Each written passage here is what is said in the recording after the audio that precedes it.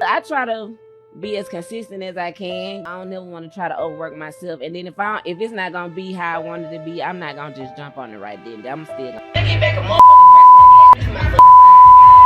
been on my grind. Gotta go full of risk rewind. The real niggas see me all up in the time. I fucked around and hit break on the line. Like damn, folks ain't doing it. At least I never thought it'd be me. And last year I went 5 for rapping. The quarter the folks wanna pay for a fee. They know I'm dancing the blind see. I'm living in one life travel street.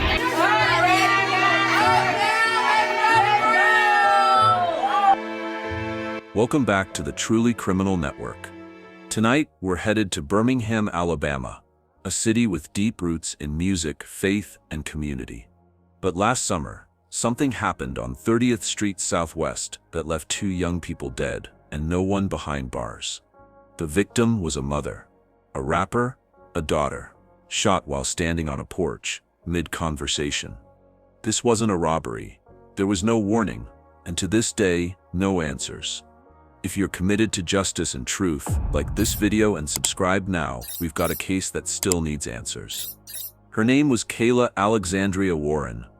On stage, she went by Kayla, a name known across Birmingham's underground hip-hop scene. But off-stage, she was raising a daughter, holding down a household, and preparing to enroll in cosmetology school. On the evening of August 21st, 2024, Kayla was doing something ordinary, spending time with friends at a house in Germania Park. She was outside, mid-conversation, when it happened. Gunfire tore through the porch. Another young man at the gathering, Brian Adams, was hit too. He died the next day. There were no warnings, no known threats, and no confirmed explanation as to why that house, that night, was targeted. The people arrested months later never stood trial. We're going to walk through this from the beginning, step by step, and show how a case that once seemed close to resolution collapsed in court. And if you believe in following stories that matter, comment with your thoughts, share this video, and make sure you're subscribed. This case isn't over. Kayla Alexandria Warren was 28 years old. She lived in Birmingham, Alabama, and was known locally by her stage name, 205 Kayla. She wasn't nationally famous, but in her city, especially in the Jones Valley and Midfield areas, people knew her voice. They knew her lyrics. They knew her presence. Kayla had been recording music for years, uploading freestyles, performing at open mic nights, and promoting other underground artists in the city. But music wasn't her only plan. She'd recently set her sights on a cosmetology certification at the Midfield School of Cosmetology. She had already begun preparing for enrollment, and had been gathering materials and planning childcare around the school schedule. Balancing 2 ambitions wasn't easy. She was a single mother raising a young daughter who depended on her every day. Those close to her say she never treated either role, mother or artist, as secondary. Her family described her as someone who always showed up, even when exhausted. Whether it was family events, studio sessions, or school planning, Kayla made room for it. She was also intentional about the image she projected. Her Instagram was a mix of rap clips, hair tutorials, and pictures of her daughter. Never revealing too much, always keeping things focused on her goals. She had no public feuds, no beef with other artists, no signs of instability. People in her circle viewed her as both grounded and supportive. In her community, Kayla was the type of person people called when they needed help with a beat, a braid, or a ride. She supported other artists' work, reposted events she wasn't even performing in, and often volunteered to help with makeup or hairstyling for neighborhood functions. She was known to stop and talk to elders, watch someone's kids on short notice, or show up with groceries if someone needed them. According to her mother, Kayla had always been the one who held people together. At family gatherings, she was the one organizing plates, managing music, and keeping things moving. That wasn't just a personality trait. It was a reflection of how much she cared about others. She wasn't trying to become a celebrity. She was trying to build a stable life with multiple income streams, something she could pass on to her daughter. Friends said Kayla's biggest fear was not achieving independence, not reaching the point where she could take care of her family without having to lean on anyone. There's one more thing worth noting. Despite being active on social media and well-known in her circles, Kayla didn't involve herself in risky environments. She wasn't flashy, she wasn't confrontational, and she wasn't known to be around people who brought trouble. Which makes the events that followed even more confusing. On the evening of Wednesday, August 21st, 2024, a group of friends gathered at a home on the 700 block of 30th Street Southwest in Birmingham, Alabama. The house sat in Germania Park, a residential area just south of Jones Valley. It was a midweek get-together, nothing formal. People were relaxing, talking on the porch, stepping in and out of the front door. The weather was warm. The atmosphere was laid back. At around 8 p.m., Kayla Warren was standing on the porch outside facing the street. She wasn't alone. Others were scattered nearby, both inside the house and around the entrance. It was the kind of evening that didn't feel like anything out of the ordinary. No one reported hearing raised voices. There were no signs of tension. That sips when the shooting began. Multiple gunshots rang out from a vehicle passing the house. Witnesses later told police that the shots came without warning. No shouting, no confrontation, no visible provocation. The vehicle never stopped. It simply slowed enough to open fire, then kept moving. Bullets struck the porch, the walls of the home, and at least 2 people standing outside. Kayla collapsed immediately. Another person, 20-year-old Brian Adams, was also hit and seriously wounded.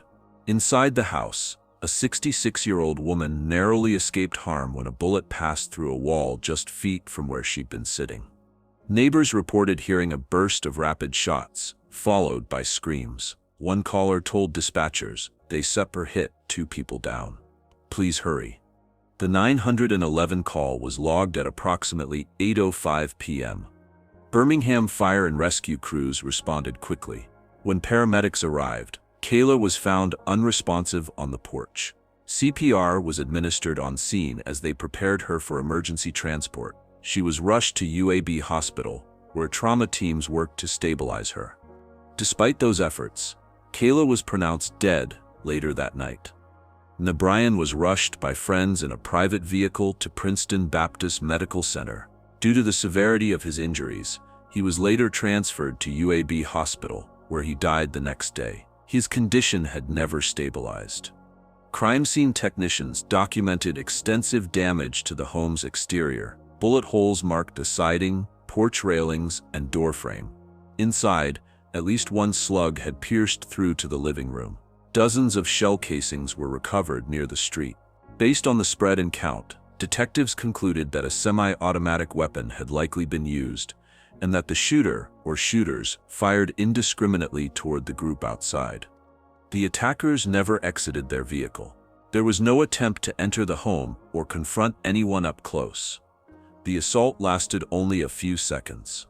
Police canvassed the area that night, interviewing witnesses and collecting evidence. Surveillance footage from nearby homes and street-facing cameras was requested. Several residents mentioned seeing a dark-colored sedan speeding away, but details were limited. The shooting had happened fast. Most witnesses had instinctively ducked for cover or run inside. That uncertainty shaped the early stages of the case. Officers had a location, physical evidence, and 2 deceased victims, but no immediate suspects. The scene yielded no identification clues.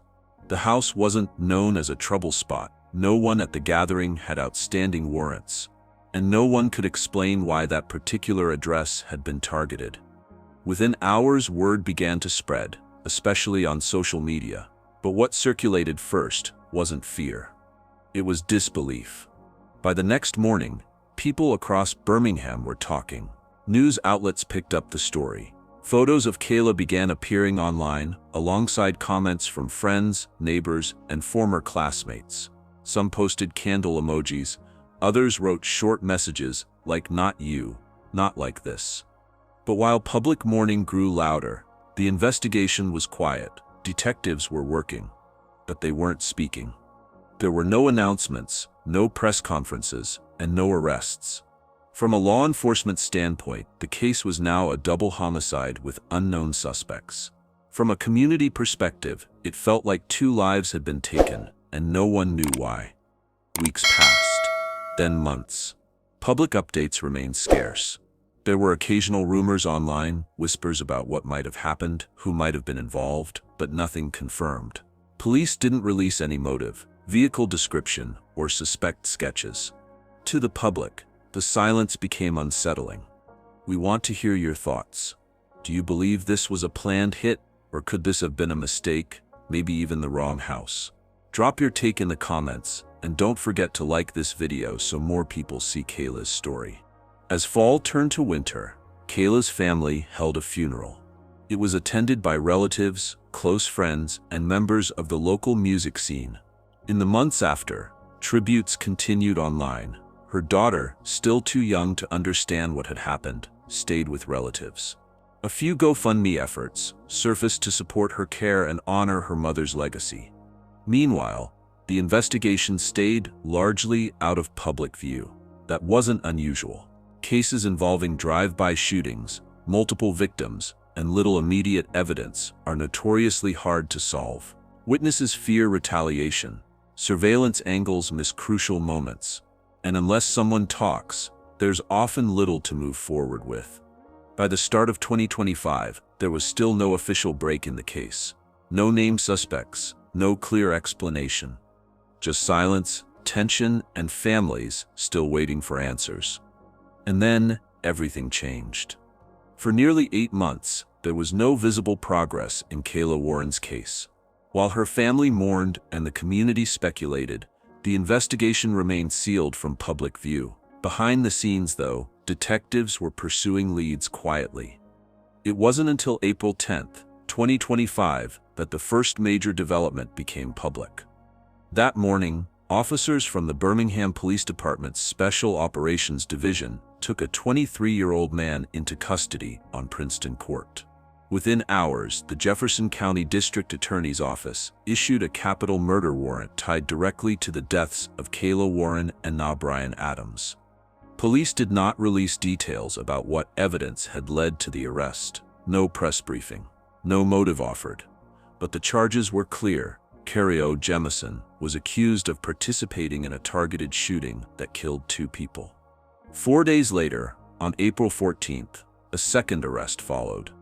Ladra Demon Todd Green, also 23, and from Birmingham, was apprehended without resistance on Tuscaloosa Avenue. Like Kayla Jemison, he was charged with capital murder. The announcement of his arrest came just as the public was beginning to process the first. Suddenly, what had seemed like a stalled investigation had 2 named suspects and formal charges. The mood shifted. Kylie Sipp's family expressed guarded relief. Local news referred to the developments as a step toward closure. But what wasn't yet public was how thin the case actually was. The charges had been filed based on investigative findings that weren't shared widely. Authorities did not release information about the weapon used. They didn't specify whether ballistics matched. There were no reports of DNA, fingerprints, or video placing either man at the scene. If such evidence existed, it wasn't discussed. Still, the weight of a capital murder charge in Alabama is significant. It implies that prosecutors believed the crime was deliberate, coordinated, and fell under the most serious category of offenses. Under Alabama law, convictions on such charges can carry life without parole or the death penalty. But to get there, the state had to prove not only who pulled the trigger, but that the act was intentional. As the case moved forward, defense attorneys quickly signaled that they would challenge the strength of the evidence. Both men pleaded not guilty. Their legal teams made it clear that they believed the prosecution had rushed the arrests without having direct proof. The turning point came on June 4, 2025. In a preliminary hearing before a Jefferson County judge, prosecutors were required to show probable cause, that is, enough credible information to justify continuing with a full trial. It wasn't a trial itself, but it was a critical test of the case.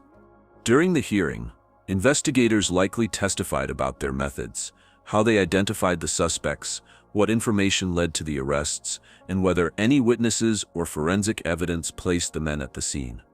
Observers in the courtroom expected the hearing to be straightforward. Capital cases usually involve months of preparation. For a district attorney's office to bring charges, there's typically a strong foundation, at least enough to clear this first legal hurdle. But that's not what happened. After hearing the state's arguments and reviewing the evidence, the judge made a decision that stunned the courtroom.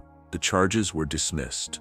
He ruled that the prosecution had failed to meet the threshold of probable cause. There wasn't enough presented to bind the case over to a grand jury. The courtroom reaction was immediate. Family members looked shocked. Defense attorneys appeared composed, possibly expecting this result all along. The judge's decision didn't mean Carrillo Jemison and Todd Green were innocent. It meant the state couldn't prove at that moment that they were guilty. No video, no eyewitnesses willing to testify with certainty, no recovered firearm linking them directly to the shooting. The evidence that had supported the arrests didn't hold up under scrutiny.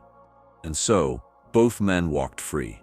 If you believe cases like this demand more public pressure and accountability, please share this video. The more eyes on Kayla's story, the harder it becomes for it to be forgotten. And if you haven't yet, like and subscribe, because this won't be the last time we see a case unravel like this. For Kayla's family, the dismissal was devastating. They had spent months hoping the arrests would lead to justice. Instead, they were back where they'd started, grieving, waiting, and unsure whether anyone would ever be held accountable. Prosecutors emphasized that the dismissal didn't prevent them from refiling charges in the future. The case wasn't closed. It had simply hit a legal wall. If new evidence emerged, they said, the same suspects could be charged again. But the damage was done.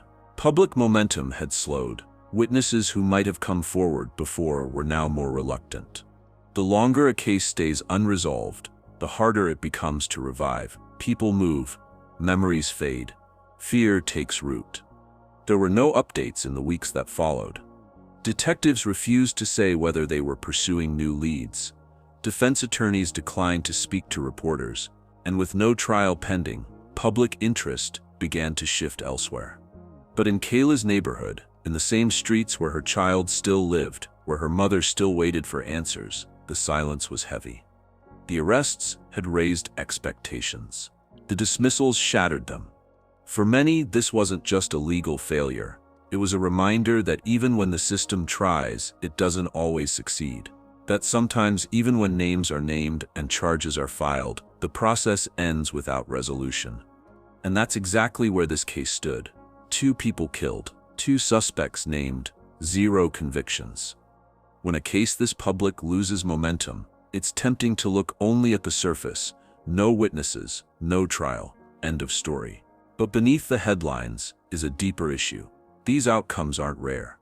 In cities like Birmingham, where violent crime is heavily concentrated in specific areas, drive-by shootings are one of the hardest types of crimes to prosecute. They often unfold in seconds. They're executed from a distance. And unless someone talks, someone with first-hand direct knowledge, there's little for prosecutors to work with. What happened in Kayla Warren's case is part of a larger trend: gun violence with no confirmed motive, no cooperating witnesses, and no convictions. When no one is willing or able to say what they saw, the legal process grinds to a halt. In Kayla's case, it's likely that investigators were working from circumstantial evidence, maybe phone records, maybe location data. But none of that substitutes for a clear link between the accused and the act itself. And without a weapon, a confession, or a credible witness, there's little left to build on. That's not just a legal problem, it's a community one. Retaliation is real. In some neighborhoods, cooperating with law enforcement puts your life at risk. People don't stay silent because they don't care. They stay silent because they want to stay alive. That silence, though, has consequences. The cases remain unsolved. Families get no closure, and those responsible, if they are who police suspect, remain free. From a law enforcement standpoint, cases like this raise uncomfortable questions. Did authorities rush to arrest someone before the case was trial-ready? Did the lack of public communication during the early months of the investigation signal uncertainty? And what happens now that those original suspects have been released? From a systemic lens, This is a cautionary example of the limits of justice in gun crime cases without clear forensic backing. Think about it. A young woman, not known to be in conflict, loses her life in a shooting. No one publicly claims responsibility. Months pass. Arrests are made. Charges are dropped. The silence returns. And yet the questions remain. Why was that house targeted? Was someone else the intended victim? Was it a case of mistaken identity? Or something more deliberate that investigators never uncovered? We don't have those answers, and that's part of the problem. This isn't just a story about two people who died. It's about what happens when a system designed to pursue justice gets stuck between suspicion and certainty. When prosecutors can't meet legal thresholds, the outcome feels like failure, even when everyone may be doing their job. Pattern recognition moment. This isn't unique. Dozens of cases across the US follow a similar path each year, especially in urban areas where community trust in law enforcement is fragile and fear of retaliation runs deep. And there's something else. When these cases fade from headlines, so does public pressure. That pressure matters. Visibility matters. Silence, both on the street and in the media, helps no one except the shooter. Which is why stories like Kayla's need to be told fully, carefully, and without shortcuts. In the time since Kayla Warren's death, her name hasn't disappeared. Her family continues to speak about her, not just as someone who was lost, but as someone who mattered. On her birthday, they gathered at Elmwood Cemetery and released balloons. Her daughter, guided by relatives, sent a handwritten card skyward. It read simply, "I love you, Mommy." In Germania Park, neighbors planted a small memorial garden near the site of the shooting. Flowers, a wooden cross, and handwritten notes mark the space. It's not a formal monument, but it doesn't need to be. It's there for anyone who wants to remember without words. In local music circles, her name still echoes. Fellow performers dedicate songs to Kayla. Event flyers list her among the names of lives lost too soon. Her recordings live on, with new listeners discovering her voice every day. But what her family carries isn't just memory, it's absence. There's a child growing up without her mother. A mother grieving a daughter. A circle of friends left with questions that no one has answered. They haven't stopped speaking her name, and they don't plan to. For the community, Kayla's case remains a flashpoint, a reminder that safety is fragile and justice is never automatic. It takes more than headlines. It takes more than arrests. It takes follow-through, pressure, and accountability. If this story has stayed with you, if Kayla's life, not just her death, made an impact, don't let it end here. Subscribe to the Truly Criminal Network. We cover real cases that still need answers. And next week, we're digging into a cold case from Mississippi, where a single overlooked statement changed everything. Like, share, and comment below to help keep Kayla's story in the light. Because silence shouldn't have the last word.